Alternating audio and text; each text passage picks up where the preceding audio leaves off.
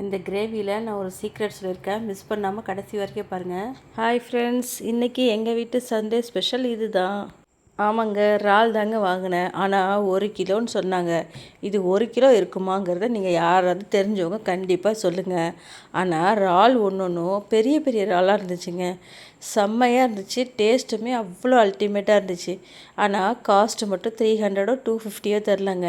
1 கிலோன்னு சொன்னதுனால எனக்கு நம்பவும் முடியல, நம்பாமல் இருக்கவும் முடியலங்க. இங்கே பார்த்தீங்களா, நான் கையில் எடுத்து அழகாக பிடிச்சி உங்களுக்கு காமிக்கிறேன் எவ்வளோ பெருசாக இருக்குன்னு. நான் எடுத்ததை பார்த்து என் பொண்ணும் எடுத்து ஆசையாக நானும் எடுத்து பார்க்குறேம்மா அப்படின்னு சொல்லிட்டு கிட்ட வந்து பயந்துகிட்டே எடுத்தா. ஆனால் ஒன்றும் செய்யாதுன்னு சொன்னாலும் பயப்படாமல் கேட்கவே இல்லை. பயமாக இருக்குன்ட்டு அப்புறம் ஒரு வழி எடுத்து அவளும் கையில் எடுத்து பார்த்துட்டான். அவளுக்கு ஒரு ஹாப்பியால். நான் க்ளீன் பண்ண ஆரம்பித்து 1 மணி நேரம் இதை க்ளீன் பண்ணியிருக்காங்க. எப்பயுமே இப்படி தாங்க எனக்கு ஆகிடும். நீங்களாம் எப்படி க்ளீன் பண்ணுவீங்க எனக்கு கமெண்ட்டில் சொல்லுங்கள். நான் பாருங்கள் அழகாக ஃப்ரெஷ்ஷாக க்ளீன் பண்ணி கொண்டு வந்து வச்சுட்டேன். ஒன்று உங்கள்கிட்ட சொல்ல மறந்துட்டேங்க. என்ன தெரியுங்களா, நான் ஃபஸ்ட்டு இந்த எண்ணெய் சட்டிலாம் வச்சு தாளிச்சேன்ல, அது சொல்ல மறந்துட்டேங்க. அதனால் என்ன இப்போ சொல்கிறேன். எண்ணெயை ஊற்றிக்கோங்க. கட் பண்ணி வச்ச வெங்காயத்தை அதில் கொட்டுங்க. அதுக்கப்புறம் அது நல்லா வதங்கிறதுக்கு கொஞ்சம் உப்பு போடுங்க. ஒரே ஒரு பச்சை மிளகாய் போட்டுங்க காரத்துக்கு. கூட இருக்கிற தக்காளி எல்லாத்தையும் எடுத்து போட்டுட்டு நல்லா பரட்டி விட்டிங்கன்னா கிரேவி சூப்பராக வந்துடும். அதுக்கப்புறம் பார்த்திங்கன்னா இறால் எடுத்து போட்டுட்டு, இந்த இறாலை எப்படி சுத்தம் பண்ணியிருக்கான்னு உங்கள்கிட்ட காமிக்கிறேன் பார்த்தீங்களா. அந்த கீழே உள்ள நரம்புனீங்களா எடுப்பீங்களா இல்லையான்னு கமெண்ட்டில் சொல்லுங்கள். ஆனால் இறால் ஒன்று பார்க்கறதுக்கு லட்டு மாதிரி இருந்துச்சுங்க. பார்க்கும்போதே எடுத்து அப்படியே சாப்பிடலாம் போல இருந்துச்சு. ஆனால் பச்சையாக சாப்பிட எனக்கு பிடிக்காது. உங்கள் யாருக்காவது பச்சையாக சாப்பிட்ருக்க அனுபவம் இருக்கான்னு சொல்லுங்கள் பார்க்கலாம். அப்புறம் பாருங்களேன், எல்லாத்தையும் எடுத்து போட்டதும் எப்படி இருந்தாலும் இது 1/4 கிலோ இல்லை அந்த அளவு தான் இருக்கும்னு நான் நினைக்கிறேன். என்னை ஏமாற்றிட்டானா என்னன்னு எனக்கே தெரியலைங்க. ஆனால் டேஸ்ட் நல்லா இருந்துச்சு, பெருசாகவும் இருந்துச்சு.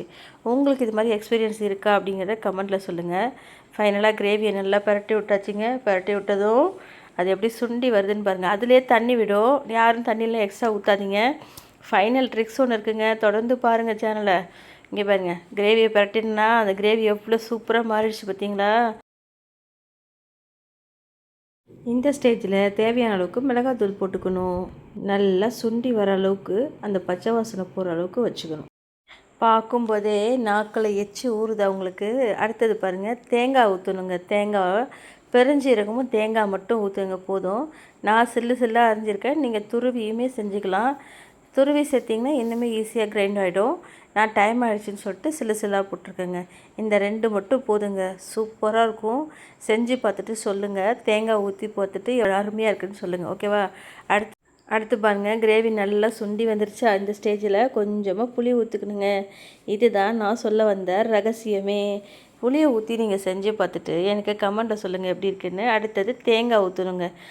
அரைச்சி வச்சோம் இல்லைங்களா, அந்த தேங்காய் சோம்பு ஊற்றிட்டோன்னு வச்சுக்கோங்களேன். ஃபைனல் ஸ்டேஜ் வந்துட்டோங்க.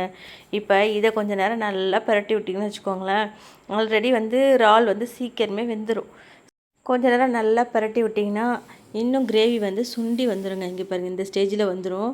கன்சிஸ்டன்சி சூப்பராக இருக்கும். இட்லி, தோசை, அப்புறம் சப்பாத்தி எல்லாத்துக்குமே நீங்கள் வச்சு சாப்பிட்லாம். வெறும் சாதத்துக்கு கூட வச்சு சாப்பிட்லாம். ரசம் ஊற்றி வச்சு சாப்பிட்லாம்.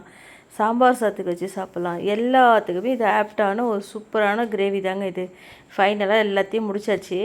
அதுக்கப்புறம் நல்லா சுண்டி வரட்டும். உங்களுக்கு எவ்வளோ கிரேவி கன்சிஸ்டன்சி வேணுமோ அப்படி வச்சுக்கோங்க. உங்களோட விஷஸ் தான். இல்லை தொக்கு மாதிரி வேணும் அப்படின்னாலும் அதே மாதிரி தண்ணியை நல்லா சுண்ட வச்சு எடுத்துன்னு தொக்கு மாதிரி ஆகிடும். சூப்பராக போட்டு சாப்பாடில் தண்ணியாக பிசைஞ்சு சாப்பிடுங்க. குழந்தைங்களுக்கு ரொம்ப ரொம்ப நல்லதுங்க. முள் இல்லாமல் இருக்கிறதுனால சூப்பராக சாப்பிடுவாங்க. டேஸ்ட் பண்ணி பார்த்துட்டு சொல்லுங்கள். அப்புறம் லாஸ்ட்டு ஃபைனலாக கொத்தமல்லி கட் பண்ணி அதில் போட்டு நல்லா மேலே ஒரு பிரட்டு கீழே ஒரு பிரட்டிங்கன்னு வச்சுக்கோங்களேன். அதோட செம்ம டேஸ்ட்டு எதுவுமே இல்லைங்க. கொத்தமல்லி தான் இதுக்கு ஹைலைட்டாக இருக்கும். நீங்கள் செஞ்சு பார்த்துட்டிங்கன்னா சாப்பிட்டு பார்த்துட்டு என்கிட்ட சொல்லுங்கள், சரிங்களா. எங்கள் வீட்டு சமையல் நல்லபடியாக முடிஞ்சிருச்சுங்க. இந்த வார சமையல் உங்கள் வீட்டில் என்னங்கிறத கண்டிப்பாக கமெண்ட்டில் சொல்லுங்கள்.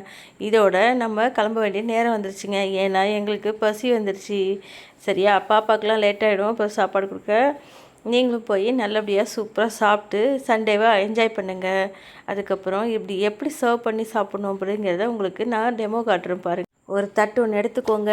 சாதத்தை போடுங்க. சூடான சாதத்தை போட்டு அதில் இந்த கிரேவியை வச்சு நல்லா உருண்டையாக உருட்டி சுட சுட சாப்பிட்டு பாருங்கள். செம்ம டேஸ்ட்டாக இருக்கும். ஓகேங்க, டாட்டா பாய். நெக்ஸ்ட்டு வீடியோவில் பார்ப்போம்.